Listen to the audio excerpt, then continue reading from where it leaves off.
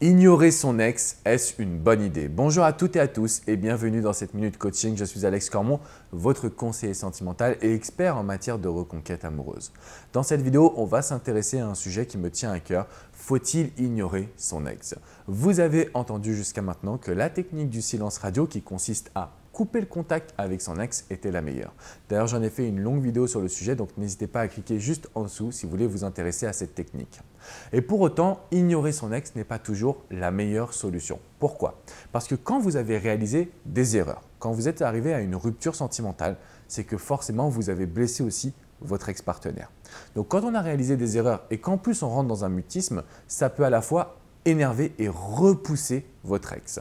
Donc il y a des cas où ignorer son ex n'est pas une bonne option. Premier cas, quand vous avez fait des erreurs, comme je viens de le dire. Le deuxième cas, et qui est pour moi le plus fréquent, c'est quand aujourd'hui vous avez envie de la récupérer ou de le récupérer et qu'il y a une bonne communication. Parce que le silence radio ne peut être efficace qu'au départ. Une fois que vous avez construit votre histoire, une fois que vous avez construit votre passion, une fois que vous avez construit votre dialogue, le silence radio ne vous sera pas utile. Le fait d'ignorer votre ex va même le ou la pousser à s'éloigner. Donc une fois qu'on a entamé la reconquête, une fois qu'on a une bonne communication, l'objectif c'est d'alimenter tout ça avec de la nouvelle séduction. Et qui dit nouvelle séduction dit forcément face à face. Et oui, c'est le face-à-face qui va permettre de recréer des émotions positives. Donc, ignorer son ex n'est pas toujours la meilleure option. Par contre, très souvent, au départ de votre reconquête, donc si vous regardez cette vidéo et qu'aujourd'hui vous êtes plutôt bloqué, vous allez devoir oublier votre ex. Ça veut dire qu'on la met ou on le met de côté et on va vraiment se concentrer sur vous. Si vous regardez toutes mes vidéos au quotidien, vous savez à quel point j'accorde une partie importante au développement personnel. Ça signifie quoi? Ça signifie qu'au jour d'aujourd'hui, quand vous devenez la meilleure version de vous-même, vous avez 2, 3, 4, 5 fois plus de chances de pouvoir récupérer votre ex. Donc le but, ce n'est pas d'ignorer son ex pour ignorer son ex. Non. Au contraire, ce qu'on veut, c'est que vous arriviez à prendre de la distance pour l'oublier un petit peu et être capable de se concentrer sur vous. Quand on se recentre sur soi, comment on se sent? Premièrement, on se sent mieux parce qu'on apprend à contrôler ses émotions. Deuxièmement, on se sent encore mieux parce qu'on apprend à évoluer, à changer nos erreurs, à prendre confiance en soi et finalement à devenir la meilleure version pour soi-même, mais également pour son ex.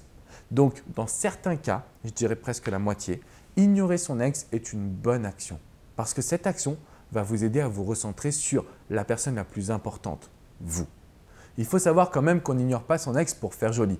Le but, ce sera de bien reprendre le contact avec lui ou avec elle. Et votre mission aujourd'hui, elle est très simple. C'est d'avoir confiance en votre changement. Donc, une fois que vous avez ignoré votre ex, vous pouvez venir recommuniquer comme si de rien n'était. Comme si c'était jamais rien passé, à la fois de positif ou de négatif. Parce que nous, ce qu'on va mettre en place, c'est encore plus fort. On va mettre en place un nouveau dialogue, une nouvelle complicité.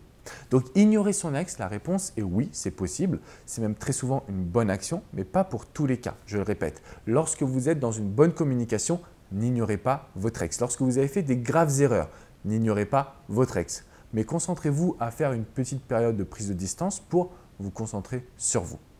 Quand on ignore son ex, c'est qu'on a réussi à inverser le sentiment de culpabilité. Donc si par exemple vous avez changé, vous avez évolué, votre ex ne veut plus rentrer dans un dialogue, là oui, on va commencer à l'ignorer et on va affirmer cette ignorance parce qu'on n'aura plus peur de le ou la perdre définitivement. Au contraire, vous serez dans une reprise totale du contrôle et de la situation. Alors si vous avez des questions ou la sensation que votre situation est complexe, qu'il vous faut avoir des conseils plus personnalisés, vous pouvez vous rendre sur mon site alexandrecormon.com, je serai très heureux de pouvoir vous accompagner. N'hésitez pas également à me poser toutes vos questions dans les commentaires juste en dessous de cette vidéo. Je vous invite également à vous abonner, alors vous recevrez toutes mes vidéos directement dans votre boîte email. Et n'oubliez pas une petite chose, ignorer son ex, ça peut être très utile, très bon, très fort, mais il faut savoir le faire au bon moment et surtout de la bonne manière. Parce que qui dit ignorer son ex ne veut pas dire souffrir en silence, ça veut dire reconstruction de vous-même. Je vous dis à très bientôt les amis. Ciao, ciao.